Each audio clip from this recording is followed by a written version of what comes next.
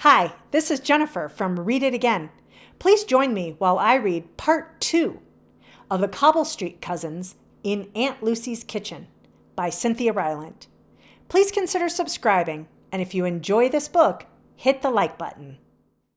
And now for Part 2 of The Cobble Street Cousins in Aunt Lucy's Kitchen by Cynthia Rylant, illustrated by Wendy Anderson Halperin. Rosie and Mrs. Haverstock returned to the living room. Rosie was all smiles. "You should see the stained glass," she said.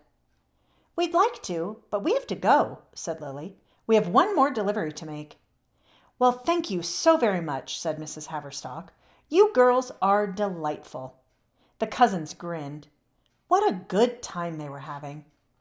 "Michael, don't forget Aunt Lucy," said Tess. This time, Lily was blushing at Tess's boldness. Michael smiled. "I won't," he said. "Goodbye for now."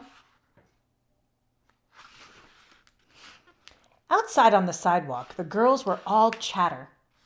"He likes Aunt Lucy," said Tess. I know," said Lily. "He turned so pink." "What are you talking about?" said Rosie. And on their way to the next delivery, Lily and Tess told Rosie all about Michael. "He fell off a ledge?" asked Rosie, ever practical. "How could he fall off a ledge?" "He's in love with Aunt Lucy, and all you can wonder is how he fell off a ledge?" asked Tess dramatically.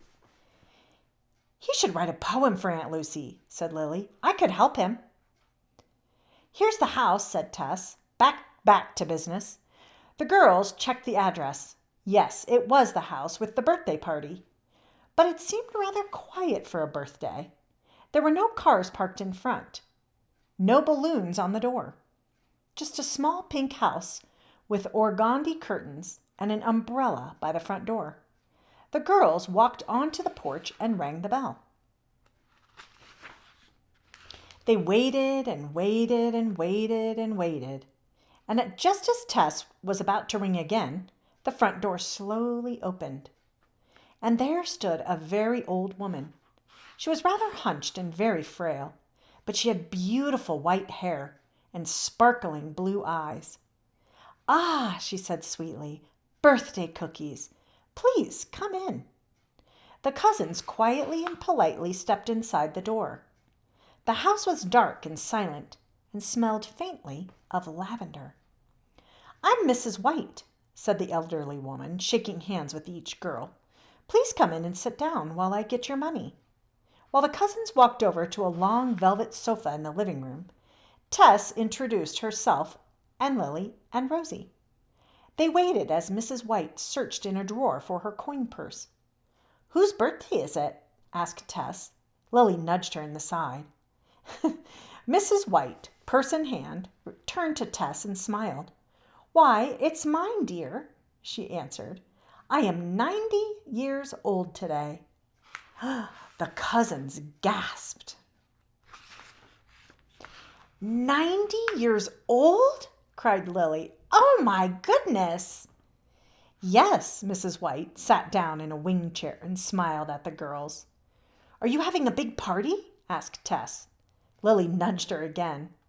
"Oh, no, dear," said Mrs. White. "Just myself. My only son passed away last year. And, well, at 90, it's rather difficult to make new friends." She smiled. "I don't travel far these days." Rosie, who had the most tender heart, said at once, "Then we will sing you happy birthday. Would that be all right?" "I'm a very good singer," added Tess.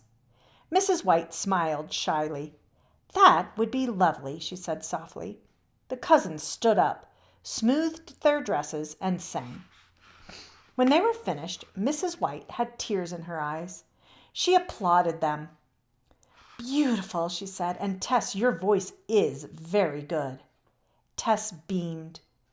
Mrs. White counted out $3 in coins for the girls. "Thank you very much for the birthday cookies," she said, handing them the money. "They're free," blurted Rosie. Lily and Tess looked at her in surprise.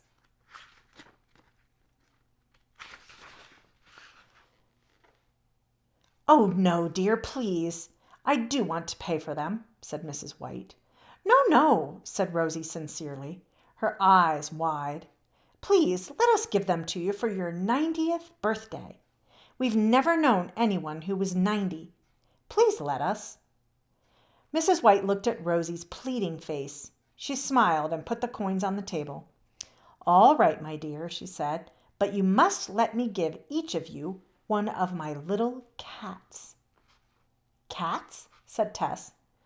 "Oh, we couldn't. Aunt Lucy said only one cat at home and—" "Not real cats, dear," said Mrs. White. "I'll show you." And she opened a brown wicker sewing basket beside her chair and took out a small cotton cat. It was white with little black eyes, pink whiskers, and a glittery collar.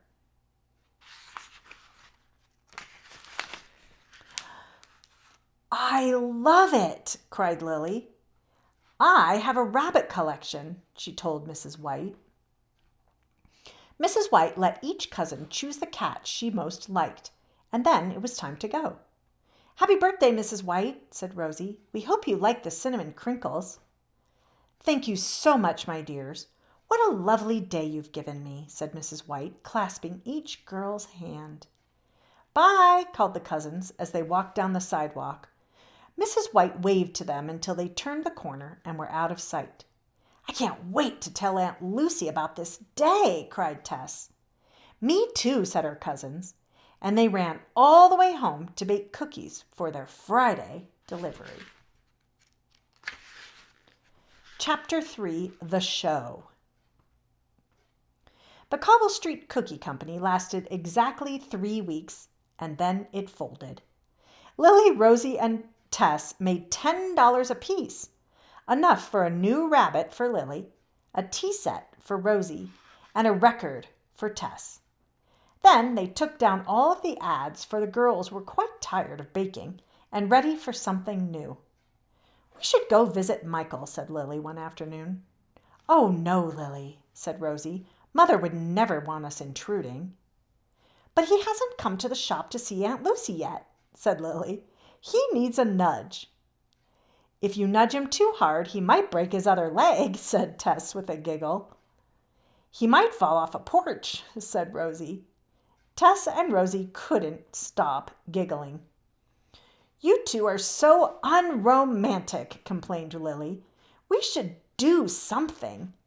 The cousins thought about how they might introduce Michael to Aunt Lucy.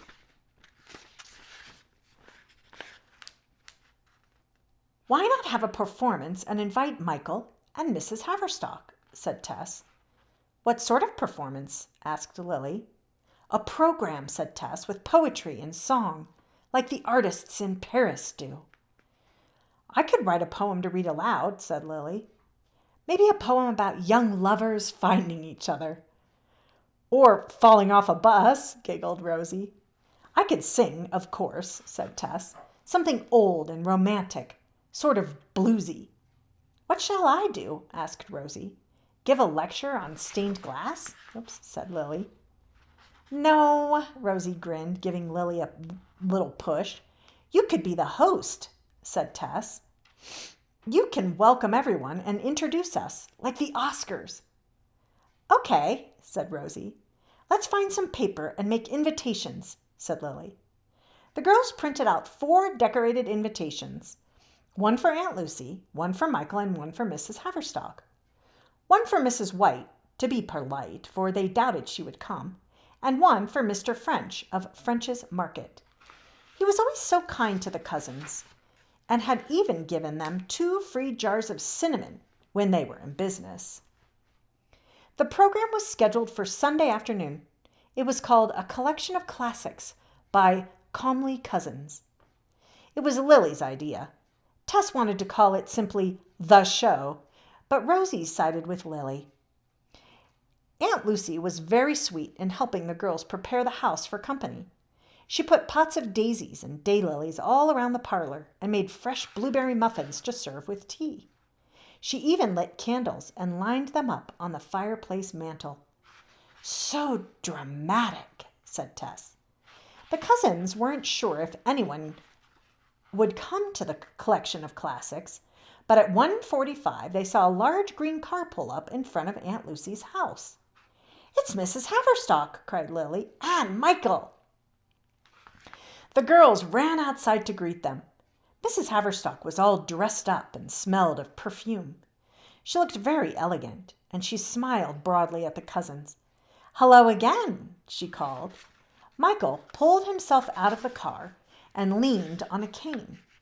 He was dressed more simply, in jeans and a sport coat. He waved shyly at the girls. Rosie stepped up and shook Michael's hand as the other girls led Mrs. Haverstock into the house. "Hi, Michael," Rosie said with a big smile. "How are your trees?" "Taller," said Michael. "Just like you, Rosie. I believe you've grown." Rosie shook her head and lifted a foot. "Heels," she whispered. Tess insisted. Michael grinned, gave Rosie his arm, and walked her to the front door. Just inside, Aunt Lucy was helping Mrs. Haverstock with her purse and jacket. Rosie glanced at Michael. He was blushing again. Rosie led him proudly to Aunt Lucy. "This is my Aunt Lucy," said Rosie. "How are you?" said Michael, extending his hand. "I'm Michael Livingston." Even his ears were red. Rosie couldn't wait to tell Lily and Tess, who were busy preparing to perform. "Hello, Michael," said Aunt Lucy. "The girls are so happy you've come. Would you care to sit down?" Michael looked at Aunt Lucy's old-fashioned parlor with its wicker rocking chair, its fainting couch, its old family portraits on the wall. "I love old houses," said Michael. "Oh, please let me give you a tour," said Aunt Lucy. "We'll be right back, Rosie." Rosie wanted to scream as they walked away. She was so excited. Mrs. Haverstock was in the parlor talking with Mr. French, who had just arrived. They knew each other well, for they had gone to high school together many years before. Already they were trading stories and laughing. Aunt Lucy returned with Michael. She looked so happy. Then, just as everyone was seated and Michael was about to begin, and Rosie was about to begin her welcome, the doorbell rang. On the front porch was Mrs. White, holding the arm of a taxi driver. "Mrs. White!" the three cousins called in delight. Aunt Lucy followed them to welcome Mrs. White into the house. "I haven't seen a good show in 50 years, my dears," said Mrs. White. "I thought I'd better not miss this one." "We're so glad you could come, Mrs. White," said Aunt Lucy. "I'm Lucy Weatherby, and of course you know my girls." "You're angels," said Mrs. White with a smile. She thanked the taxi driver and followed everyone to the parlor. Michael and Mr. French both stood up and offered Mrs. White their seats. "Thank you, gentlemen, but this small chair will do just fine," she said. Eventually, all were introduced and settled, and the program began. Rosie welcomed everyone and wished them all a happy afternoon. Then she introduced Lily and added, She will one day be a famous writer, and you will be glad you saw her here."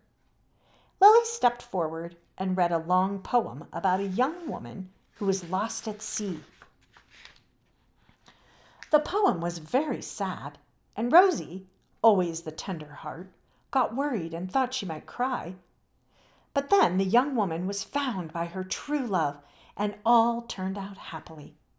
When it was time for applause, Rosie clapped hardest. Then she introduced Tess, one of the finest young singers this side of Broadway, said Rosie. She will perform, especially for Aunt Lucy, a love song called That Sweet New Face. All three girls looked at Michael, red as a strawberry. Tess, wearing a large purple hat with feathers, stepped into the middle of the room. She took a small harmonica from her pocket, blew a few chords, then began singing. It was such a catchy tune that soon everyone in the room was tapping his feet. Mr. French had a wide grin on his face, and Mrs. Haverstock swayed back and forth to the rhythm. At the end of the song, Tess gave a deep bow to the applause. Rosie concluded the program by reminding everyone that tea and blueberry muffins would be served. Then all three cousins lined up and said thank you and good night in unison. Everyone applauded again. It was a lovely afternoon. Mrs. White stayed long enough for tea but left before the others did. The same taxi driver came to pick her up. She gave each girl another little cat before she left. Michael and Mrs. Haverstock and Mr. French and Aunt Lucy all moved into Aunt Lucy's kitchen, where they gathered around the big table and talked and talked. Lily, Rosie, and Tess, who were all ready to get out of the house and play, peeked in at them one last time. Aunt Lucy likes Michael, I can tell, said Lily. Just think, it all started in Aunt Lucy's kitchen, said Tess. If they get married, will he be our uncle? Asked Rosie. The three thought a moment. Yes, squealed Tess. Oh my goodness, cried Rosie. Uncle Michael, cried Lily. Isn't life with Aunt Lucy just wonderful? Said Rosie. Then the cousins filled a plate with muffins and went out under the shady maple to make plans for Aunt Lucy's wedding.